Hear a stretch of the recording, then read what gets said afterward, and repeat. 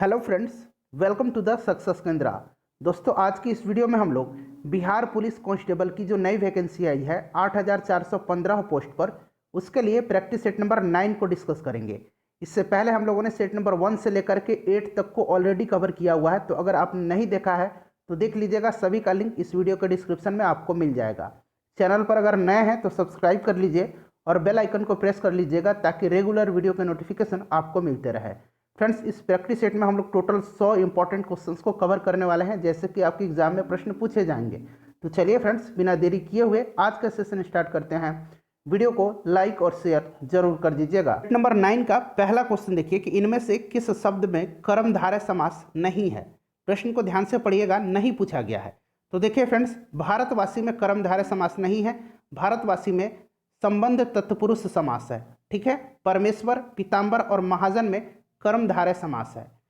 दूसरा क्वेश्चन है कि युधिष्ठिर में समास बताएं। तो देखिए, युधिष्ठिर का मतलब होता है युद्ध में स्थिर रहने वाला, और युधिष्ठिर का एक और अर्थ होता है ज्येष्ठ पांडव। ठीक है, तो सही आंसर इसका हो जाएगा ऑप्शन नंबर बी, बहुव्रीहि समाज। आंसर अगर आपको पता है तो कमेंट करके आप लोग आंसर जरूर बताइएगा।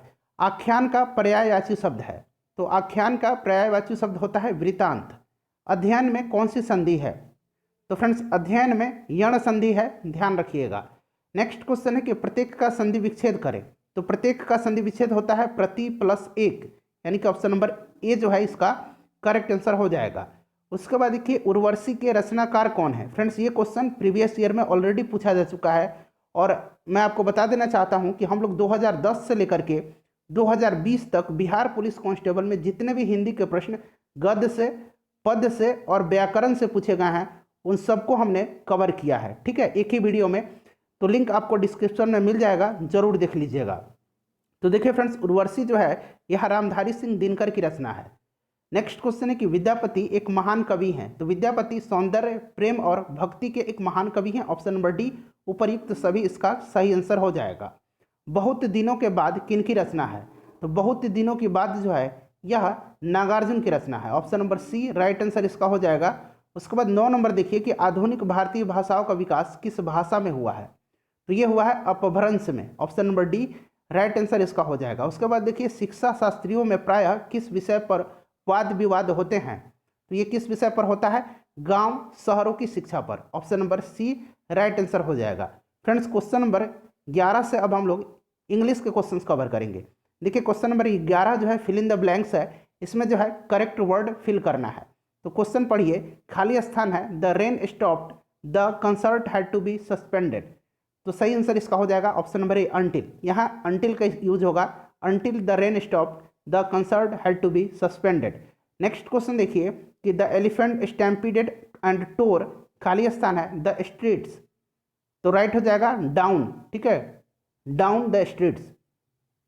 उसके बाद नेक्स्ट क्वेश्चन देखिए 13 नंबर क्वेश्चन कह रहा है कि select the word similar in meaning to the word given, यानी कि लोकासियस का मतलब आपको बताना है। तो लोकासियस का मतलब होता है बातूनी, बहुत ज़्यादा बोलने वाला।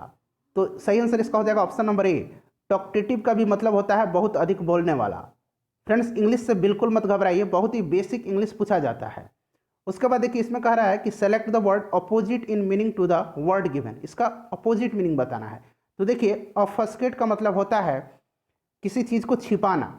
तो यहाँ ऑप्शन डी हो जाएगा क्लेरिफाई। देखिए, क्लेरिफाई का स्पेलिंग CLARIFY होता है। ठीक है, तो इसको आप लोग सुधार लीजिएगा। चलिए अगला क्वेश्चन देखिएगा, क्वेश्चन नंबर 15। क्वेश्चन नंबर 15 देख लीजिए फ्रेंड्स, यहाँ से है। क्वेश्चन नंबर 15 कह रहा है, हाँ देखिए, क्वेश्चन नंबर 15 में कहा जा रहा है कि express the meaning of the idiom phrase. तो देखिए, चिकन हार्टेड का मतलब होता है डरपोक, और क्वाड का मतलब भी होता है डरपोक। Red letter day, red letter day का मतलब होता है यादगार दिन, या फिर कहिए बहुत ही शुभ दिन। तो इसका मतलब हो जाएगा significant day. Option number C right answer इसका हो जाएगा। फ्रेंड्स, इससे पहले हम लोगों ने 2020 में जो 4 शिफ्ट में पेपर हुए थे 2020 में, उनमें पूछे गए सभी साइंस के क्वेश्चंस को एक वीडियो में कवर किया है। बिहार पुलिस कांस्टेबल 2021 के लिए करीब करीब हम लोगों ने 14 से 15 वीडियो कवर किया हुआ है। लिंक सभी का डिस्क्रिप्शन में आपको मिल जाएगा, देख लीजिएगा। उसके बाद देखिए, improve the bracketed part of the sentence. ये जो ब्रैकेट एरिया है, इसको इंप्रूवमेंट की अगर ज़रूरत है तो आप इंप्रूव करेंगे, नहीं है तो नो इम्प्रूवमेंट पर आप क्लिक कर दीजिएगा। ठीक है, तो देखिए कहा जा रहा है कि I did not see him since we met 2 years ago। तो देखिए यहाँ जो यूज होगा, I have not seen him since we met 2 years ago, तो हैव नॉट सीन का इस्तेमाल यहाँ पर होगा। नेक्स्ट क्वेश्चन देखिए, अगला क्वेश्चन है फ्रेंड्स, वन वर्ड सब्स्टिट्यूशन है। देखिए पढ़िए कि ए स्पीच और presentation made without previous preparation, इसको क्या कहा जाता है? तो इसको कहा जाता है एक्सटेम्पोर। ऑप्शन नंबर सी जो है सही आंसर इसका हो जाएगा। नेक्स्ट क्वेश्चन है हमारा कि इसमें से जो इनकरेक्टली वर्ड है उसको आपको चुनना है। तो देखिए इसमें जो गलत लिखा हुआ है, इनकरेक्ट वर्ड है, वो ऑप्शन नंबर डी है। ठीक है, ऑप्शन नंबर डी है, ध्यान रखिएगा, इंपॉर्टेंट है। इसी तरह के एग्जाम में देखिए ऑप्शन नंबर डी में जो है दिया हुआ है प्रोपाइरिटी, यह गलत लिखा हुआ है। प्रोपाइरिटी कैसे लिखते हैं? तो यहाँ मैं आपको लिख के बता देता हूँ, PROPERIETY होता है। ठीक है, तो यहाँ गलत लिखा हुआ है। उसके बाद देखिए नेक्स्ट क्वेश्चन भी वही है, इसमें से जो गलत लिखा हुआ है उसको आपको चुनना है। तो देखिए फ्रेंड्स, इसमें से जो गलत लिखा हुआ है वो ऑप्शन नंबर ए लिखा हुआ है। ठीक है, एक्वेंटेंस का ऐसे नहीं लिखा जाता है, इसको देखिए मैं यहाँ लिख के बता देता हूँ, ACQUAINTANCE। ठीक है, एक्वेंटेंस ऐसे लिखा जाता है। चलिए, और इसका मतलब होता है परिचित व्यक्ति। नेक्स्ट क्वेश्चन देखिएगा 21 नंबर क्वेश्चन की दृष्टि के पश्च दीप्ति सिद्धांत के आधार पर निर्मित होता है। तो ये कौन सा निर्मित है? कैमरा निर्मित है। ठीक है, ध्यान रखिएगा, मानव नेत्र की स्पष्ट दृष्टि की न्यूनतम दूरी होती है, वो कितनी होती है? तो इसको भी ध्यान रखिएगा, 25 सेंटीमीटर होती है। ठीक है, ये क्वेश्चन पूछा जाता है, सही आंसर कैमरा हो जाएगा। नेक्स्ट क्वेश्चन है कि घरेलू रेफ्रिजरेटर में सामान्यतः कौन सा प्रशीतक प्रयोग में लाते हैं? फ्रेंड्स, वीडियो के लास्ट में अपना स्कोर जरूर कमेंट करके बताइएगा कि इन 100 प्रश्नों में से कितने प्रश्नों के उत्तर आपके सही हुए हैं।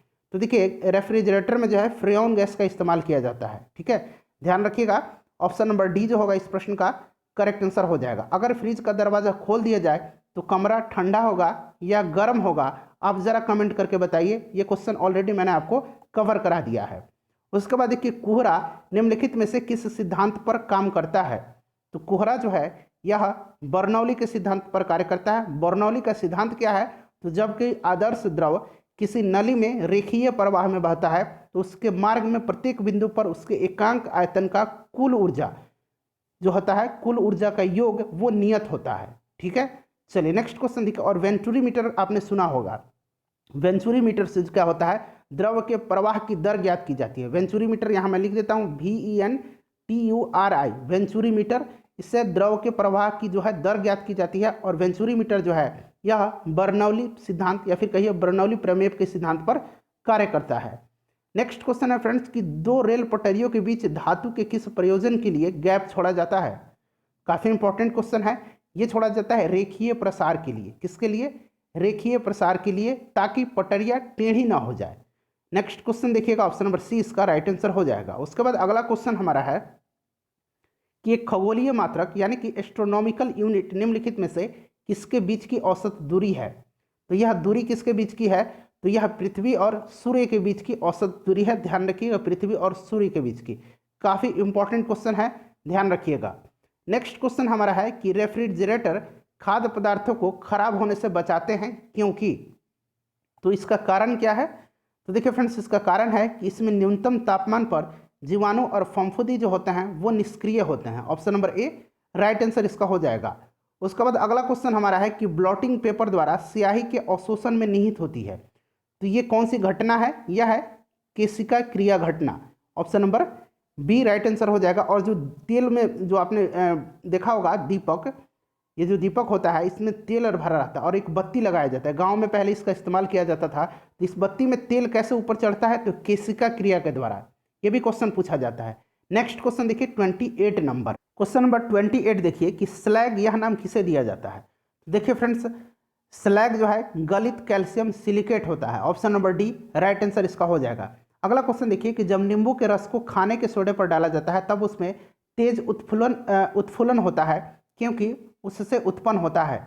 तो उससे उत्पन्न होता है हाइड्रोजन, ऑक्सीजन और कार्बन डाइऑक्साइड, यानी कि ऑप्शन डी इसका राइट आंसर हो जाएगा।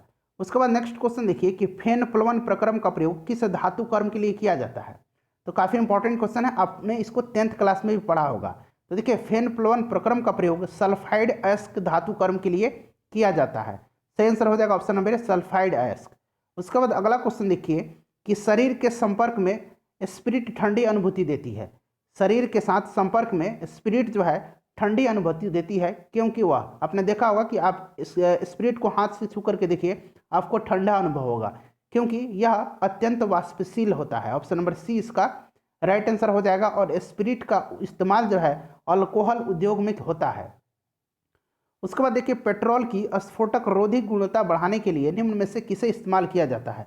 तो फ्रेंड्स ये किया जाता है टेट्रा एथिल लेड का, यानी कि ऑप्शन बी टेट्रा एथिल सीसा सही आंसर इसका हो जाएगा। 33 नंबर क्वेश्चन देखिए, 33 नंबर है कि कास्ट अल्कोहल आसवन द्वारा बनाया गया अल्कोहल कौन सा है? तो देखिए, कास्ट अल्कोहल को, यानी कि इसको अंग्रेजी में वुड अल्कोहल भी कहा जाता है, इसको मेथिल अल्कोहल कहा जाता है। मेथिल अल्कोहल आपने सुना होगा मिथाइल अल्कोहल, ठीक है। इसका फॉर्मूला होता है CH3OH होता है। और एक होता है, बता देता हूं आपको, अन अल्कोहल, ठीक है, अन अल्कोहल होता है। तो अन अल्कोहल को कहा जाता है एथिल अल्कोहल, और इसका फॉर्मूला होता है C2H5OH, और इसी का इस्तेमाल जो है शराब के रूप में किया जाता है, ठीक है, ध्यान रखिएगा। तो कास्ट अल्कोहल किसको कहा जाता है? मेथिल अल्कोहल को, ध्यान रखिएगा। चलिए 34 नंबर क्वेश्चन देखिए, इंपॉर्टेंट क्वेश्चन है 34 नंबर। प्रश्न है कि एक अनिश्चित मानव अंडे में सामान्यता होता है। तो फ्रेंड्स क्या होता है इसमें? तो देखिए, इसमें क्या होता है, एक X और एक Y क्रोमोसोम होता है। Option number C right answer इसका हो जाएगा, इंपॉर्टेंट है, ध्यान रखिएगा। चलिए 35 नंबर क्वेश्चन देखिएगा। 35 नंबर हमारा क्वेश्चन है, हाँ यहाँ से देखिए, 35 नंबर है कि हीमोग्लोबिन क्या है? तो देखिए, हीमोग्लोबिन जो है फ्रेंड्स, यह शरीर में ऑक्सीजन का परिवहन करता है, ठीक है, आप सभी को पता होगा। और रक्त जो होता है दो प्रकार का होता है, RBC और WBC, ठीक है, यानी कि रेड ब्लड कर्पुलस और व्हाइट ब्लड कर्पुलस। रेड ब्लड में जो है हीमोग्लोबिन पाया जाता है, आप सभी को पता होगा। तो हीमोग्लोबिन जो है एक प्रकार का प्रोटीन है। ऑप्शन नंबर ए राइट आंसर इसका हो जाएगा। उसके बाद अगला क्वेश्चन देख लीजिएगा। अगला क्वेश्चन हमारा है, हाँ 36 नंबर, कि सबसे तेजी से बढ़ने वाला पौधा कौन सा है? काफ़ी इंपॉर्टेंट क्वेश्चन है। तो देखिए, सबसे तेजी से इसमें पूछा गया है कि बढ़ने वाला पौधा कौन है। तो सबसे तेजी से जो बढ़ने वाला पौधा है वह है यूकेलिप्टस, ध्यान रखिएगा। उसके बाद है कि फेफड़े से हृदय के लिए रक्त को ले जाने वाली रुधिर वाहिका को क्या कहा जाता है? फेफड़े से हृदय के लिए, तो इसको क्या कहा जाता है? इसको कहा जाता है फुफ्फुस धमनी, ध्यान रखिएगा। धमनी जो होता है इसमें शुद्ध रक्त प्रवाहित होता है, और सीरा जो होता है इसमें अशुद्ध रक्त प्रवाहित होता है, दोनों को ध्यान रखिएगा। 38 नंबर क्वेश्चन है हमारा कि जीवाणुओं को नष्ट करने के लिए निम्नलिखित में से किस गैस का प्रयोग किया जाता है? तो आप सभी को पता है कि ये गैस क्लोरीन, पानी को साफ करने के लिए, यानी कि उसमें से जीवाणु को मारने के लिए किसका प्रयोग किया जाता है? क्लोरीन गैस का, ठीक है, क्लोरीन गैस का इस्तेमाल किया जाता है। सिंबल इसका Cl है। क्लोरीन का एटॉमिक नंबर कितना होता है? 17 होता है, ध्यान रखिएगा। उसके बाद अगला क्वेश्चन देखिए। अगला क्वेश्चन है कि कृति में पारिस्थितिक तंत्र निम्नलिखित में से किस तत्व का प्रतिशत सबसे अधिक होता है? प्रकृति में बना लीजिए, यहाँ प्रकृति में, तो सही आंसर हो जाएगा नाइट्रोजन का। नाइट्रोजन का सबसे ज़्यादा होता है, ठीक है, 78% के आसपास नाइट्रोजन होता है। नेक्स्ट क्वेश्चन हमारा है, देखिए ट्यूबरोक्लोसिस। ट्यूबरोक्लोसिस को हम लोग टीबी के साधारण नाम से जानते हैं। टीबी बीमारी जो होती है, क्षय रोग, इसको ट्यूबरोक्लोसिस कहा जाता है अंग्रेजी में। ट्यूबरोक्लोसिस संक्रमण होता है। तो फ्रेंड्स यह जो होता है किसके कारण से होता है? यह होता है माइकोबैक्टीरियम ट्यूबरोक्लोसिस के द्वारा। यह जो है जीवाणु से होने वाला रोग है। किससे होता है? जीवाणु से। क्षय रोग भी इसको कहा जाता है, आप सभी को पता होगा। BCG का टीका जो है यही ट्यूबरोक्लोसिस रोग, क्षय रोग के जो है निदान के लिए दिया जाता है। 41 नंबर है कि संगम युग का संबंध कहाँ के इतिहास से है? तो जो संगम वंश है इसका संबंध कहाँ से है? तो फ्रेंड्स तमिलनाडु से है। कहाँ से है? तमिलनाडु से है, ध्यान रखिएगा, ठीक है। ऑप्शन नंबर सी सही आंसर इसका हो जाएगा। दक्षिण भारत में है। उसके बाद है कि सुरक्षा परिषद में वीटो का अधिकार किससे प्राप्त है? तो देखिए, सुरक्षा परिषद में जो 5 अस्थायी सदस्य है इन्हीं के पास वीटो पावर है। तो इसमें से क्या हो जाएगा? सिर्फ अस्थायी सदस्य को, ये 5 सदस्य कौन कौन से हैं? अमेरिका, चीन, ब्रिटेन, फ्रांस और रूस है। नेक्स्ट है कि भारतीय वन अधिनियम किस वर्ष पारित किया गया? तो ये कब पारित किया गया? भारतीय वन अधिनियम 1865 में, ध्यान रखिएगा, इंपॉर्टेंट है। विश्व वन्य दिवस 21 कब मनाया जाता है? 21 मार्च को। नेक्स्ट क्वेश्चन 44 नंबर देखिए कि बंगाल की एशियाटिक सोसाइटी 1784 में स्थापित हुई थी, ध्यान रखिएगा, के प्रवर्तक थे। तो बंगाल की जो एशियाटिक सोसाइटी थी इसके प्रवर्तक थे सर विलियम जोन्स। इन्होंने 1784 ईस्वी में जो है इसकी स्थापना की थी। और उस समय गवर्नर जनरल कौन था? तो वारेन हेस्टिंग्स था, ध्यान रखिएगा। 45 नंबर है कि सिंधु घाटी सभ्यता के लोगों का मुख्य व्यवसाय क्या था? तो उनका मुख्य व्यवसाय जो था ये था व्यापार। ऑप्शन नंबर ए राइट आंसर हो जाएगा। हड़प्पा सभ्यता में अनेक फसल की खेती होती थी जिसमें गेहूं और जौ प्रमुख थे, ठीक है, और इनका जो प्रमुख जो था ये व्यापार था। उसके बाद नेक्स्ट क्वेश्चन है कि इनमें से सही मेल बैठाएं। तो देखिए शीत युद्ध, तो फ्रेंड्स देखिए शीत युद्ध कब इससे संबंधित जो है सूची 2 में दिया हुआ है। तो शीत युद्ध जो है यह यूएसए बनाम सोवियत समाजवादी गणतंत्र संघ के बीच हुआ था। तो सही आंसर इसका 4 नंबर हो जाएगा। धर्म युद्ध, तो धर्म युद्ध जो है यह धर्म युद्धकर्ता के द्वारा जो इस्लाम और ईसाई के बीच लंबी अवधि तक चली थी। तो सही आंसर इसका हो जाएगा धर्म युद्धकर्ता। दीर्घकालीन प्रयाण, तो दीर्घकालीन प्रयाण जो है फ्रेंड्स यह माओ त्से तुंग के द्वारा गणतंत्रवादी सरकार से बचने के लिए किया गया था। तो सही आंसर इसका हो जाएगा यहाँ पे देखिए माओ, चीन में रूसी क्रांति ये 1917 में हुआ था। तो करेक्ट आंसर इसका क्या हो जाएगा? Correct answer option number C हो जाएगा, ठीक है, मिला लीजिएगा आप लोग। चलिए नेक्स्ट क्वेश्चन देखिए कि त्रिपिटक धार्मिक ग्रंथ है। तो देखिए त्रिपिटक जो है यह बौद्ध धर्म का धार्मिक ग्रंथ है। त्रिपिटक के अंतर्गत 3 पिटक आते हैं। कौन कौन सी ये 3 पिटक हैं? देखिए सूत पिटक, विनय पिटक और अधिधम्ब पिटक, ध्यान रखिएगा। तो ऑप्शन बी राइट आंसर इसका हो जाएगा। उसके बाद देखिए फ्रेंड्स कि प्राचीन भारत के विख्यात चिकित्सक धन्वंतरि ने अपना परामर्श किसके दरबार में दिया था? तो धन्वंतरि जो थे यह चंद्रगुप्त द्वितीय के आयुर्वेदाचार्य थे, ठीक है, चंद्रगुप्त द्वितीय राइट आंसर इसका हो जाएगा। चंद्रगुप्त द्वितीय गुप्त वंश का शासक था और इसको विक्रमादित्य के नाम से भी जाना जाता है, चंद्रगुप्त विक्रमादित्य। उसके बाद देखिए सम्राट अशोक किसके उत्तराधिकारी थे? तो देखिए सबसे पहले अगर हम बात करें तो ये किस वंश के हैं? तो मौर्य वंश के। मौर्य वंश की स्थापना किसने किया था? तो चंद्रगुप्त मौर्य ने। चंद्रगुप्त मौर्य के बाद कौन हुआ? बिंदुसार होता है, और बिंदुसार के पुत्र हैं ये अशोक। तो देखिए बिंदुसार ऑप्शन में दिया हुआ है क्या? हाँ, ऑप्शन नंबर बी में दिया हुआ है, ध्यान रखिएगा। नेक्स्ट क्वेश्चन देखिए कि किस भाषा का ज्यादा प्रयोग बौद्धवाद के प्रचार के लिए किया गया? तो ये भाषा आप सभी को पता है पाली भाषा है। कौन सी भाषा है? पाली भाषा है। और पाली भाषा में ही महात्मा बुद्ध ने या फिर कहिए गौतम बुद्ध ने अपना अधिकांश जो है भाषण दिया है, अपना उपदेश दिया है। उसके बाद नेक्स्ट क्वेश्चन देखिए कि हड़प नीति, जिसको कि राजविलय नीति भी कहा जाता है, निम्नलिखित में से किसके द्वारा लागू किया गया था? तो ये जो हड़प नीति था यह लॉर्ड डलहौजी के द्वारा चलाया गया था, ठीक है। और सर्वप्रथम इस नीति के तहत सतारा को, किसको? सतारा को जो है अंग्रेजी साम्राज्य में मिलाया गया। तो ध्यान रखिएगा लॉर्ड डलहौजी हो जाएगा, ऑप्शन डी राइट आंसर। उसके बाद है फ्रांस की क्रांति का स्वरूप क्या था? तो फ्रेंड्स देखिए फ्रांस की जो क्रांति थी उसका स्वरूप था बुर्जुआ क्रांति थी। क्या थी? बुर्जुआ क्रांति इसकी स्वरूप थी। फ्रांस की क्रांति कब हुई थी? ये क्वेश्चन इंपॉर्टेंट है, तो ध्यान रखिएगा ये 1789 में हुई थी। क्वेश्चन पूछा जाएगा कि फ्रांस की क्रांति कब हुई थी, तो डेट याद रखना है, सन 1789 में। चलिए नेक्स्ट क्वेश्चन हमारा है कि भारत में पहला परमाणु ऊर्जा उत्पादक केंद्र कहाँ स्थापित किया गया? तो फ्रेंड्स ये किया गया था ट्रॉम्बे में। कहाँ किया गया था? ट्रॉम्बे में किया गया था, ध्यान रखिएगा, महाराष्ट्र में है। ट्रॉम्बे मुंबई में है, ऑप्शन नंबर ए राइट आंसर हो जाएगा। इसरो की स्थापना कब हुई थी? तो इसरो की स्थापना 1969 में हुई थी, ध्यान रखिएगा। इसरो के चेयरमैन के सिवन है। सुल्तानपुर बर्ड सेंचुरी कहाँ है? तो ये फ्रेंड्स गुरुग्राम हरियाणा में है। कहाँ है? गुरुग्राम हरियाणा में है, option number C right answer इसका हो जाएगा। गोवा किस नदी के तट पर अवस्थित है? काफी इंपॉर्टेंट क्वेश्चन है, बार बार पूछा जाता है। तो गोवा जो है मांडवी नदी के तट पर स्थित है। उसके बाद देखिए कि भारत और पाकिस्तान के बीच युद्ध विराम रेखा को नियंत्रण रेखा एलओसी में कब परिवर्तित किया गया था? काफी इंपॉर्टेंट क्वेश्चन है। तो ये 1972 में किया गया था, ठीक है। एलओसी का नाम 1972 में दिया गया, ध्यान रखिएगा, ठीक है। भारत और पाकिस्तान के बीच जो है रेड क्लिफ रेखा है। कौन सी है? रेड क्लिफ रेखा है, पूछा जाता है, तो ध्यान रखिएगा 1972 इसका राइट आंसर हो जाएगा। उसके बाद नेक्स्ट क्वेश्चन देखिएगा 56 नंबर। हाँ, यहां से देखिए 56 नंबर हमारा है कि मांच जो है किस राज्य का लोक नृत्य है? तो फ्रेंड्स देखिए मांच जो है यह कहाँ का लोक नृत्य है? तो ध्यान रखना है आपको, ये मध्य प्रदेश का है, माफ कीजिएगा मध्य प्रदेश का है, ठीक है। मांच जो है, लावणी जो है ये कहाँ का है? ये महाराष्ट्र का है, ठीक है। उसके बाद देखिए भारत में 100% प्राइमरी शिक्षा प्राप्त करने वाला पहला राज्य कौन सा बना है?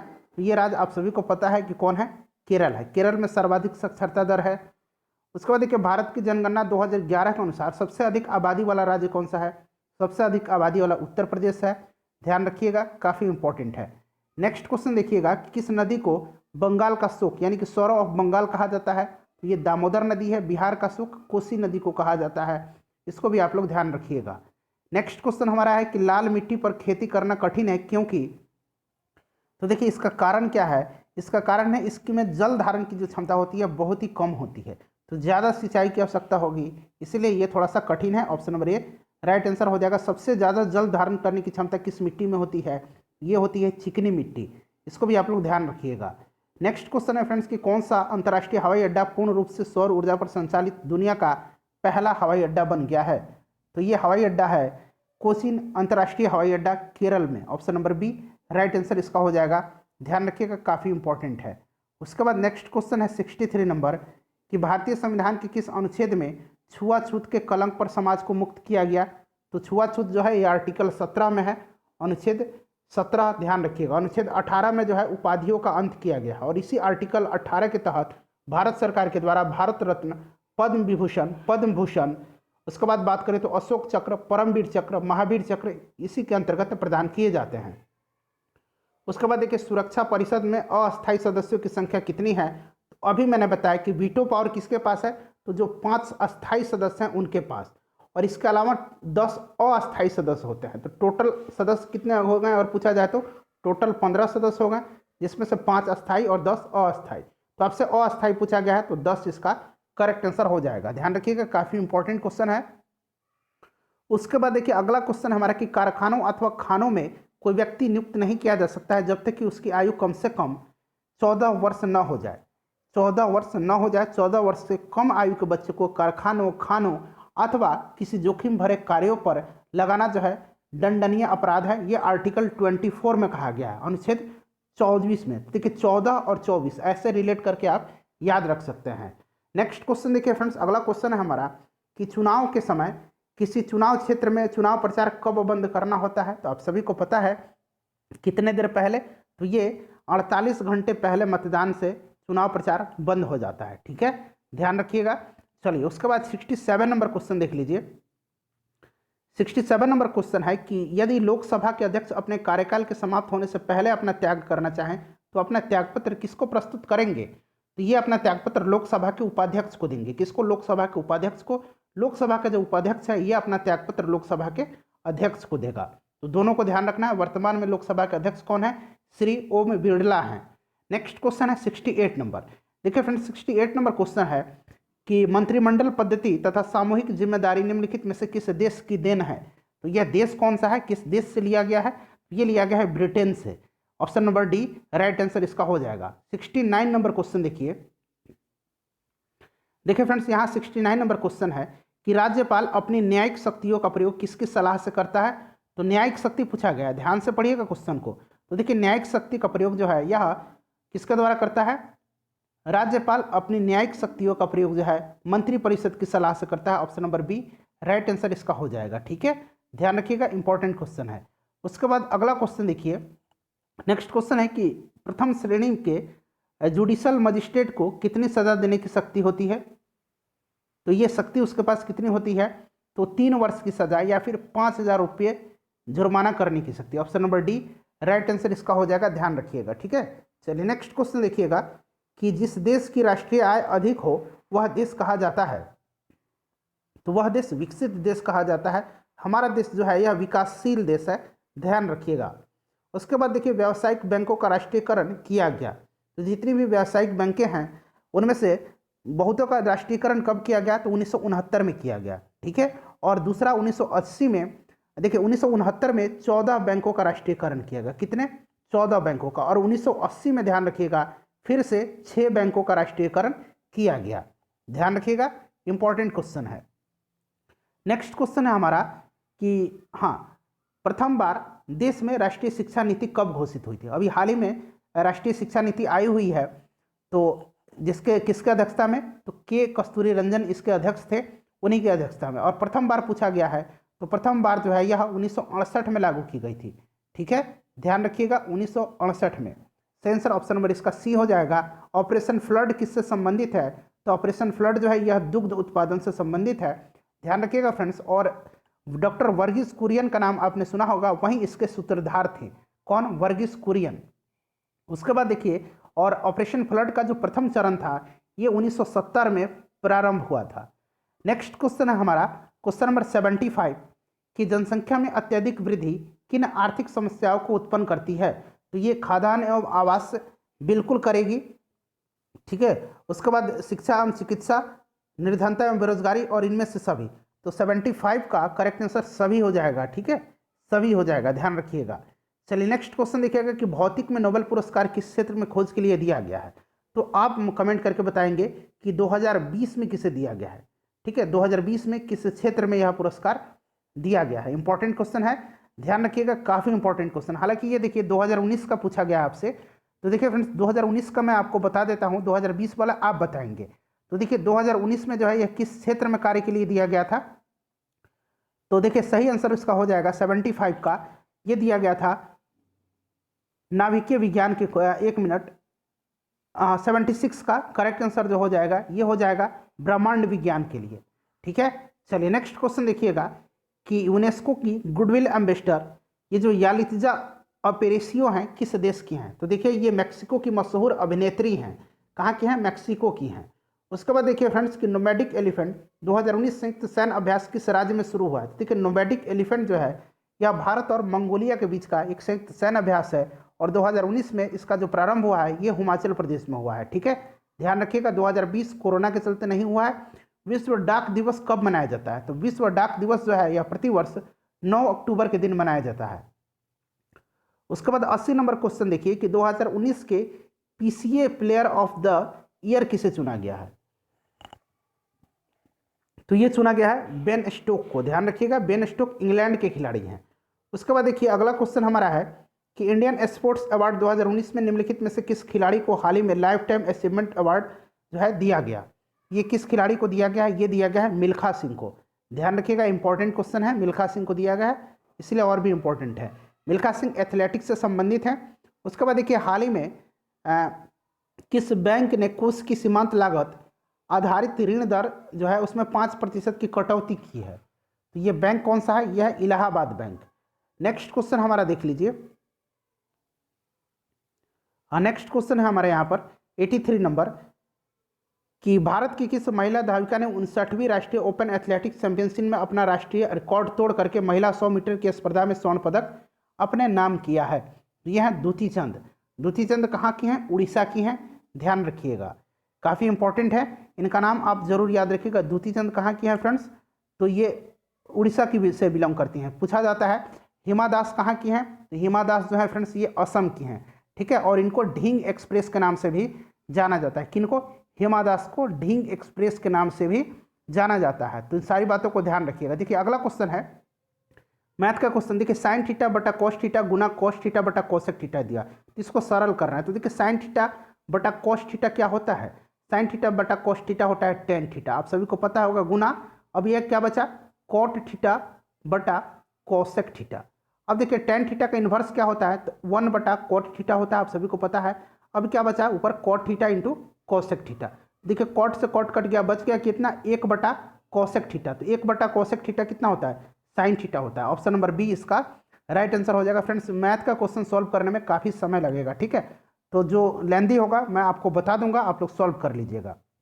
उसके बाद देखिए ये वाला क्वेश्चन तो आप कर सकते हैं, ये सिर्फ गुना करना है, गुना करना तो आपको आएगा।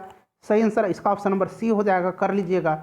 उसके बाद देखिए कहा गया है कि इलाहाबाद शब्द के अक्षरों को कितने ढंग से सजाया जा सकता है किंतु कि शब्द में उपस्थित सारे स्वर सम स्थान पर है। तो देखिए 1 2 3 4 5 6 7 8 9 कितने वर्ड हैं? 9 वर्ड हैं। तो आप देख लीजिए इसमें 9 खाने बना दीजिए, 1 2 3 4 5 6 7 8 9, ठीक है। उसके बाद देख लीजिए इसमें अब स्वर कितने हैं? तो स्वर देखिए स्वर कितने हैं? ए ई आई ओ यू होते हैं। तो 1 2 3 4 कितने स्वर हैं? 4 स्वर है, चारों जो है ए है, ठीक है। तो ये देखिए 1 number 2 number 3 number 4 number 5 number 6 number 7 number 8 number 9 number. तो एक तो 2 नंबर पे आ जाएगा, एक 4 नंबर पे, एक 6 नंबर पर और एक 8 नंबर पर। यहीं पर ना वॉवेल आएगा, स्वर जो है। तो इसके लिए एक तरीका क्या है, देखिए 4 तो स्वर वॉवेल हो गए, उसके बाद 5 और लेटर बच गए। टोटल लेटर कितना है 4 गुना 2 हो जाएगा। ये समझ में आ रहा है आपको? चलिए उसके बाद देखिए इसको सॉल्व कर दीजिएगा। 5 गुना 4 गुना 3 गुना, देखिए 5 गुना 4 गुना 3 गुना 2 हो जाएगा। नीचे में क्या हो जाएगा, 4 से ये 4 कटा और नीचे 2 गुना 1 हो जाएगा। तो इसको सॉल्व कर दीजिए, 2 से 2 कट जाएगा, 5 का 20 अतियाई 60 इसका आंसर हो जाएगा। ठीक है, चलिए option number C right answer हो जाएगा। उसके बाद देखिए द्विघात समीकरण p x y plus 4x plus 3 equal to 0 के मूल बराबर हो तो पी का मान क्या होगा। तो फॉर्मूला पता है आपको, डी इक्वल टू 0। ठीक है, तो क्या होता है बताइए क्या होता है। तो इस कितना हो जाएगा 16, कितना हो जाएगा 16 हो जाएगा ना। कैसे 16 हो जाएगा देखिए, तो यहाँ देख लीजिए 16 minus 4p into 3, 4p into 3। ठीक है, बी स्क्वायर फॉर्मूला मैं भी लिख देता हूँ आपको, बी स्क्वायर माइनस 4ac होता है। ठीक है, इक्वल टू 0। बी कितना है, यहाँ 4 दिया हुआ है, 4 के स्क्वायर 16 हो गया। 4 लिख दिया फॉर्मूले में, ए कितना है, ए की जगह p दिया हुआ है, सी की जगह 3 दिया हुआ है, दिया हुआ ना, इक्वल टू 0। तो अब देखिए 16 हो जाएगा, माइनस 4 3 12p हो जाएगा, इक्वल टू 0। अब देखिए 12p को उधर भेज दीजिए तो प्लस 12p हो जाएगा, इक्वल टू क्या हो गया 16। p इक्वल टू कितना हो जाएगा 16 बटा 12, 4 3 12, 4 चौका 16, 4 बटा 3 आंसर निकल के आ जाएगा। समझ में आ गया होगा आपको, आसान क्वेश्चन है। उसके बाद देखिए 88 नंबर की बिंदु 1 2 और 3 5 के बीच दूरी याद करना है। आसान क्वेश्चन है। दूरी का फॉर्मूला आपको पता होगा, रूट अंडर क्या होता है, देखिए घटा दीजिए, दोनों से स्क्वायर कर दीजिए। तो इसको x मान लीजिए, सबसे पहले तो आप xy मान लीजिए, x1 y1, उसके बाद एक को मान लीजिए x2 y2। क्लियर है? तो इसमें देखिए x1 और y1 इसको मान लीजिए, x2 y2 इसको मान लीजिए। तो रूट अंडर होता है, आप मान लीजिए x1 माइनस x2, तो x1 ये है 1, x2 कितना है 3 है, स्क्वायर कर दीजिए। उसके बाद क्या होता है, उसके बाद प्लस, अब y2 माइनस y1 कर दीजिए, या फिर y1 माइनस y2। तो माइनस 2 में से अब 5 घटा दीजिए, तो घटा दीजिए तो देखिए माइनस 2 का स्क्वायर हो जाएगा, प्लस माइनस 2 का स्क्वायर हो जाएगा। यहाँ से कितना 3 हो जाएगा, तो ये माइनस 3 का स्क्वायर हो जाएगा। तो 3 3 9 और 9 4 कितना हो जाएगा 13, रूट अंडर 13 इसका आंसर आ जाएगा। Option number D correct answer हो जाएगा। उसके बाद देखिए माध्यिका निकालना है, मीडियन निकालना है।